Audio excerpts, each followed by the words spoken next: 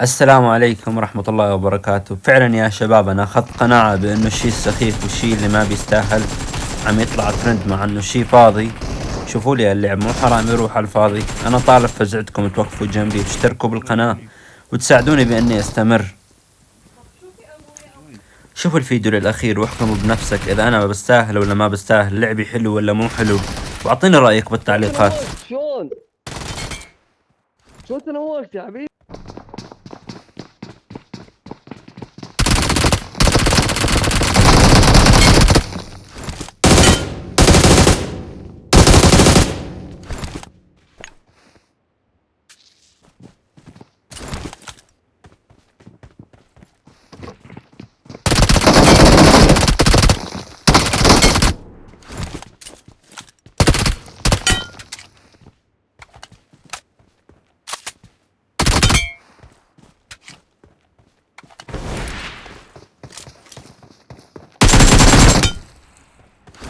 بود يا زلمه.